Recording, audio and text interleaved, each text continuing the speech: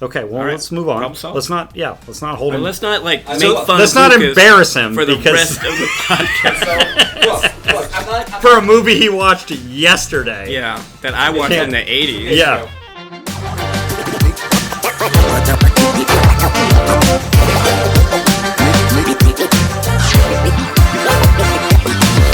It's Derby. Well, it's interesting because in the movie Heat, Val Kilmer cuts his hair. Oh, yeah? No, Val Kilmer's not in Heat. Yeah, he is. No. Yeah, I don't remember. Yeah, I thought he was. He's one of the robbers. But I didn't No, know. And he he's cuts not. his hair. No. Does he not? You're gonna argue with the movie expert? Yeah, no, he That's would know. probably a Actually, bad you're move. dyslexic. You have no business saying anything like that. I'm just going to, lay it No, out. I think you're right. Right. I like that you've really just not been on my side all afternoon, but I Sorry. get it. Yeah, I mean... You have to, because you know how my brain works. Yeah, because... Anyway, Yeah. Lucas and I just watched Heat for the first time yesterday, and I Yeah. thought, who is the guy then with the short hair? Remember the guy that he's the robber, right? And he goes back to visit his girlfriend, and he can't. He cut his hair. Sizemore, maybe. You should look it up. I gotta someone know. be Obviously, someone you were like confident that we was have not we have. Why are you people that making can- me be the you don't need Googler? it. Somebody Because Google. Yeah. I remember not Christy's seeing on his it. name in it. Yeah, Christy's on See it. that Christy's giant on it. computer, Lucas? Why don't you use it to It's figure been it doing out? better things right now. Yeah. Like recording this episode. Yeah. So one thing I love I don't know about who Derby, Tom Sizemore is. one thing I love about Derby is that there's no score.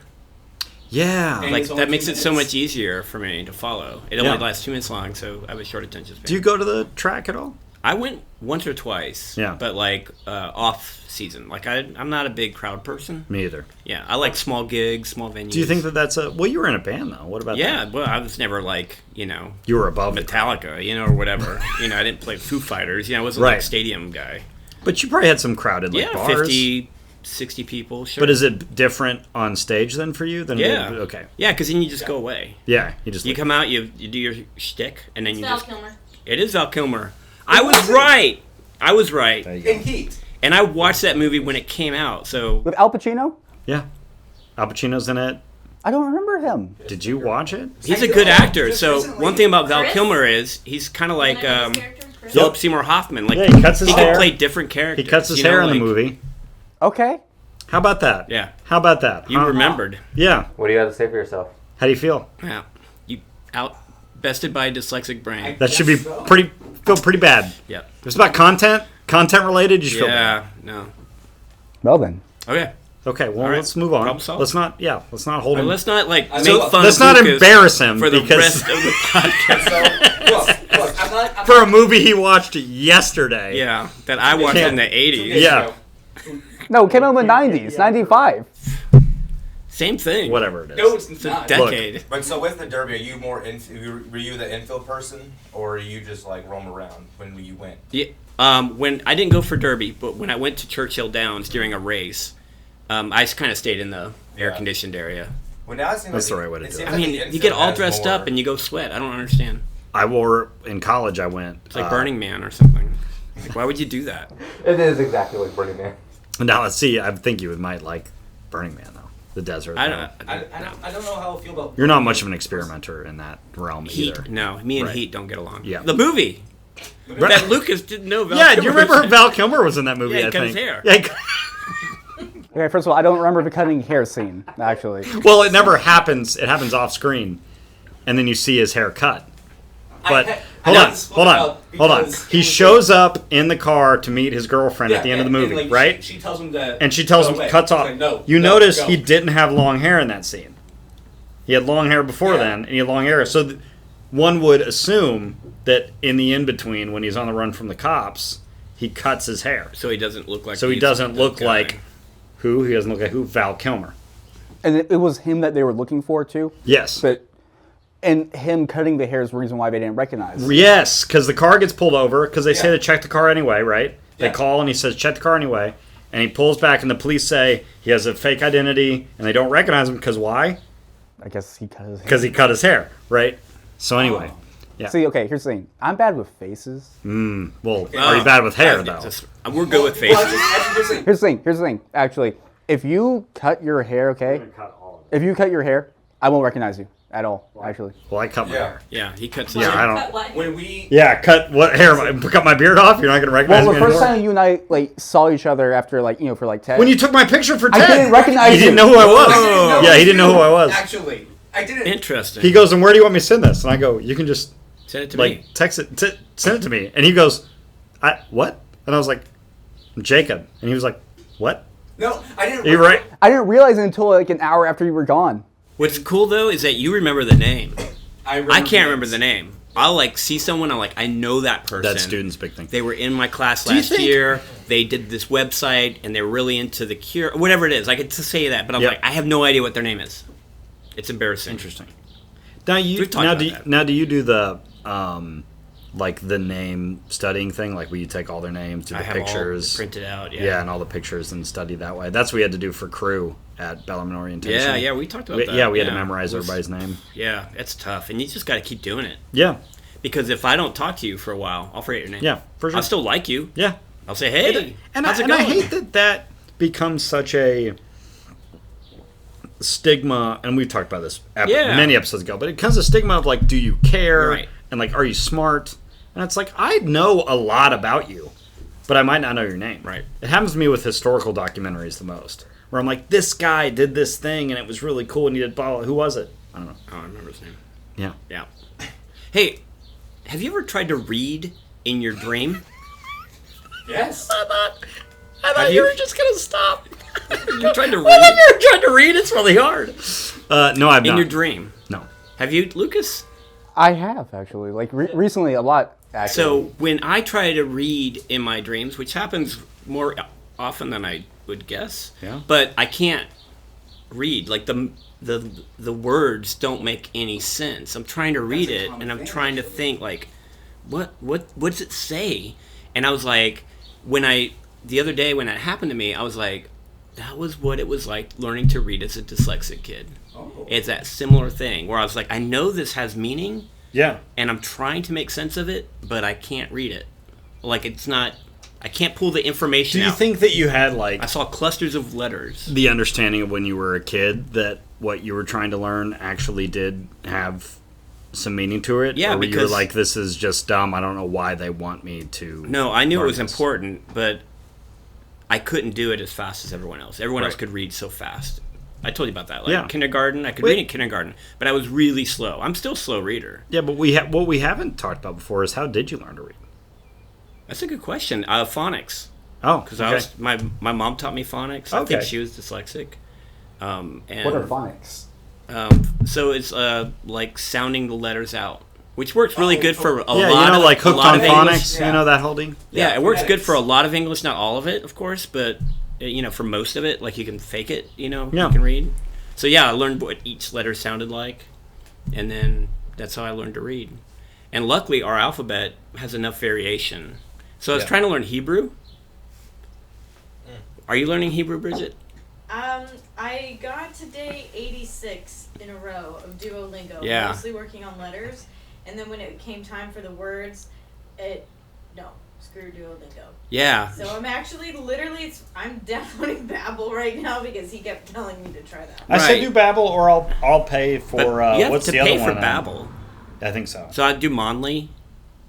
Monly. Monly Which for one Spanish. Which one did you do forever for Spanish? Duolingo. I did Duolingo German for okay. 1,500 something days in a row. Holy mother! I currently use Duolingo to learn other So languages, I'm too. doing Duolingo Italian right now, Mhm. and what I'm doing is just failing. Like I'm not trying to pass, Right. and so it's changing. It's actually changing.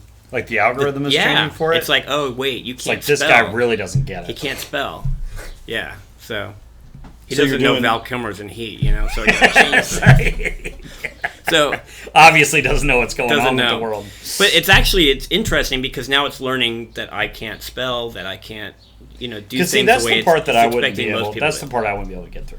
Italian's actually pretty easy to spell. Yeah. More than any other language. Is it more phonetic? So then No, is it, Italian is like the easiest for dyslexic people. That's like one of those things. That's what I want to learn. I would love to learn Italian. And Italian's great, man. Yeah. Italy's awesome. I've been trying to learn French, Italian, and relearn Spanish a bit more. Because I ended up taking it like 5 years in like high school or something. But then now I've taken it, I haven't done it like at all. But I'm curious, like with Duolingo, we know how it has like where you type it out, where it's like matching, and where you can hear it and all that stuff, and try and re-say it or whatever. Is there one that works best for you? Like you said about typing or whatever, but is there another one that automatically does? We talked about this in a previous podcast, but Drops is the most dyslexic-friendly language learning program because it's all about matching. Oh, okay. The problem with Drops is you have to memorize the symbol to the word. Right. So it'll have a snake next to a measuring tape, and is it big or is it straight or is it you have to it could be a lot of things. And you my have to dyslexic brain, you have to be able to make that connection. You're like, well, it could be any of those. Right. So you have to because remember. That's what the dyslexic brain does all day. Is it said it could be any of those options. Right. That's so why I have no idea which multiple choice questions suck. Because I can't. For that reason, can't fathom. We've talked about that. Yeah, I can't fathom having to take another test. Like an actual written test. Like even in my master's program, right? It's not tests, it's projects and stuff. Like I can imagine someone handing me a sheet of paper and being like, do this. Yeah, I know. Hannah was taking a test, online test for her public speaking class. It was like 100 questions, all multiple choice kind of stuff. And she's like reading the question to me out loud, and I was like, I can't help you. And then she's like, here are the possible answers. I'm like, I don't really know which one it is. It could be any of those. It could be that, or it could be this, depending on how you. I was like, you just got to go with your gut. Honestly, and that usually works. What I didn't like about back in like college is the multiple choice test was like the reward, right? It was like, oh, this is gonna be super easy. Multiple guess. Yeah, it's gonna multiple guess, guys. It's gonna be fine. Like, don't worry about it. Like that was always the teacher, right? The teacher always said that. Like, don't worry, it's multiple guess. And I was like, give me a write-in. Give me a write-in test. You want it to be easy? Let me write a whole paragraph about each answer. Because I could talk. The best I ever did on any test was an environmental science test at Bellarmine. And it was a, what did they used to call them for the ACT? The open response. Okay. Yeah, open response questions, right? And it was every single question was an open response. And I absolutely annihilated that test. Yeah. Like, best grade I've ever gotten probably in my educational career. Yeah, I was just right about it. My master's program was at Clemson, and they have a oral exam at the end, which was awesome. Yeah. Because it was like, you had to read all this stuff and all these books, and you're sitting in front of 3 PhDs, and they're like going to bombard you with questions. But I'm like, dude, if I just don't shut up, they won't be able to ask a question. So I just talked about every single book. Yeah, because you know all of it. Yeah. And it ties to this, and it ties to that. And you can make all those connections. Oh, my God. Yeah. Yes. And I got honors. I graduated with honors. And I got into the program on academic probation because my GREs, was it GRE? My GRE score was abysmal. Yeah, it's terrible. Like, I was still, like, on, like, the, halfway through when they were like, time. I was like, oh, crap. Yeah. There's no way. Yeah, like, I barely made it through high school and then got barely through my first semester of college. And then after that, once I met you and then other people helped me as well and we figured it out, it wasn't a problem at all. Yeah. Like, I was never worried about academics after that. But it's insane that is what the barrier that you go through. That's why I don't know many PhD and dyslexic people. Blows my mind that you got, not in a bad way, but like blows my mind that you got through your PhD. Yeah, but I told you this before. It was like a game. Yeah. I'm like, can I get to this level? Yeah, can I level up? This is really hard. Level up is such a great way to look at That was it. Yeah. I was like, this is what I want to do. When you had your team, you had your, it just makes it. Christy helping me. Right. It's crazy that's what it takes, though, and that there's the stigma that says if you can't do these, and it's the theme of this podcast probably, but you can't do these certain things easily, therefore, right. If you can't an take, idiot or whatever. I had to take statistics as an undergrad. I had to do a lot of things like public speaking. No problem. People applauded my speeches in public speaking. They did. They really did. Actually, which is insane. Yeah, and it's like, but statistics, I have to do that too. You got me out of statistics. You remember that? Oh. I had to take stats and society for because it was like, let's do one that's not heavily math focused. Yep, and so then that's when they put me in liberal arts math, which is that real? It's a real. It was they had to. They had to. They had that. I didn't know that. They're making a lot of changes. So I failed now stats and society twice. Yeah. I paid for it and failed it twice, and then you had to prove you couldn't do it twice. Yes, which was Yeah. Because I told them from the. And I told, That's just the way that. I, mean, I don't want to trash. You were the groundbreaker. I don't want to trash Bellarmine at all because I honestly, even without Shawn, Bellarmine was very accommodating. Mm-hmm. Like they were open-minded to what can we do to help. But you were like the first person. Yeah, I was the first person. No, to go you can totally pass it. Well, and it's hard too with dyslexia, and this is kind of I want to say this the right way. What's hard is when you have this type of learning disability, is that we can edit this if I say this the wrong way.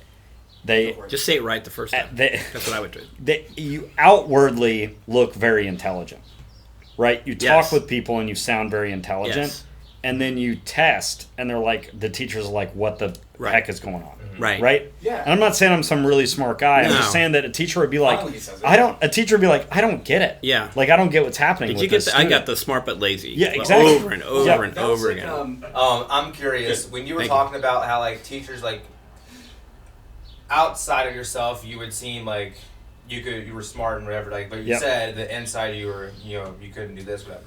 But so, do you think that they thought it was just an act? Well, I think act is a pretty good word, and I mean, Shawn and I have talked about multiple times like laziness, right? Mm-hmm. And I think that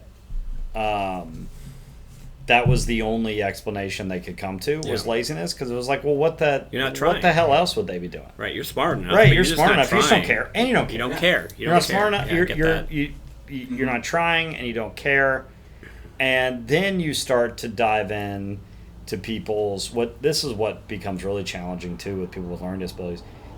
Teachers, especially at that point in time, would start to dive into students' backgrounds, right? They'd be like, okay, what's their family like? What's their blah, blah, blah. They're like, well, their family's actually pretty good. So what?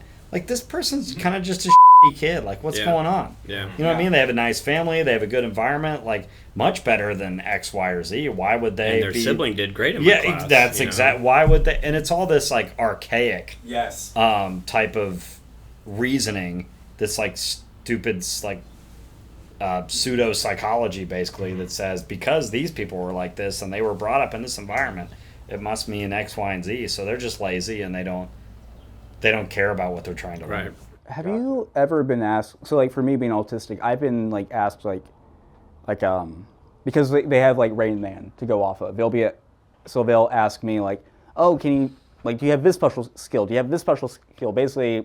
And you're like, I have no special skills. No, I can't count. I can't. You can't count I magic. just got that. You can't remember a movie a day you watch. Yeah, you can't remember the movie the day after you watch it. So.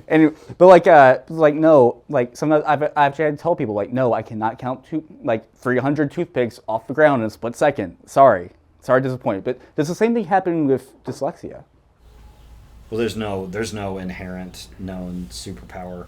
No, just like entrepreneurialism.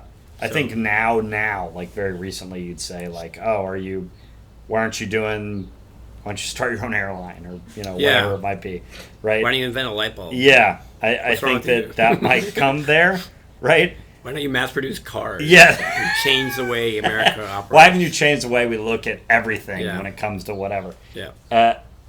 I mean, I don't think we're going to get that for a long time. Theory of relativity. Probably are. Yeah. It's going to come to you, right? Can you'll understand. Right. But like, I think maybe our kids would probably, hopefully, have that stigma, because at least you have some baseline to work off of. I think with dyslexia, people just say, "Oh, you read backwards." Yeah. And that's how it's going to be for a while. Because that's the only. And we don't read backwards at all. Yeah. We just read wrong. Yeah. Well, we have a really bad language. We have a bad language, and our brain can't process it correctly. Right. If we were born in Italy, we would have a better shot. It would be interesting if like we can get someone from like with dyslexia from like another culture and see maybe how it really affects it. Well, I mean, like in Sweden, I know we probably will one day again volunteer at a high ropes course there, and they would have like kids with dyslexia. All the Swedish kids with dyslexia would come, and the Swedish hockey team would come, and it was like a thing. Like they do special things for the dyslexic kids, so that they can Do you think build that bonds and you could get anybody from any families from Sweden on here? I don't know. Interested? Nobody I know is dyslexic, but we can ask our Swedish friends. I wonder how that's in Germany too. Like, right. That would be interesting. Because I'd be curious to see, because we need to get another guest on here relatively soon. Yeah. So I think it'd be fun to have one of your all's many, many international friends. I would love to see like how the Finns are doing that, because their educational system is pretty interesting. Yeah. It's pretty compelling. They invest a lot in their education. Yeah. So I'm wondering what they do to target and really reach out to dyslexic students. Well, and I think the smaller the population, the better and more pinpointed your education system can be. Yeah. I think. Germany's is like great, I hear. Like in high school, I had like one of my teachers was like, when he was a student teacher, he taught in Germany, and when he came back to America, he was outraged with how inferior our education system was. Oh yeah, like when we had theirs. foreign exchange students that would play on our soccer team that were German back in high school, they were like, they just like sat in the back of class because they were like, oh, we already covered this like years ago. Well, there's a system in Germany. I'm not it's bashing very our different education in America, where they have like when I think in 6th grade you have to choose a track, and if you don't test you're not college material. So if you don't test in, you're dyslexic. Yeah, so we wouldn't have. We would have been any carpenters or plumbers, which is not. That's cool. That's Yep. awesome. And what I love about Germany is that they respect their electricians and their carpenters and their plumbers. They have high respect for them, and they're very skilled. And I've worked with them in Sweden because they'll come up and volunteer. Yep. It's like I will work with any German electrician or plumber with pleasure, and I learn from them because they have this really interesting educational track. That's awesome. So we would have been probably in those kind of systems. Yeah. What's bad about it is that if you're dyslexic at 6th grade and not discovered or whatever, then you would be put in that track, which is okay. But I'm really excited that I was able to get a PhD and become a tenured professor, which is something that would never have happened in Germany. And that's my... I think it's fascinating to think about how your place on the planet is going to point you in the direction of the person that you are. Yeah. Right? Because we would have been opportunities. Contractors or plumbers. And I'd be great at it. And it would have been fine. It would have been a great life. I'm not saying there's anything working with wrong my with that, hands. but it would have been far different Very from different. the life that you live today, and you wouldn't have had that opportunity otherwise. Right. Thank you everyone for joining us for another episode of Dyslexics Untied. New episodes every Saturday wherever you get your podcasts. Also, catch us on Facebook, Instagram, TikTok, and YouTube.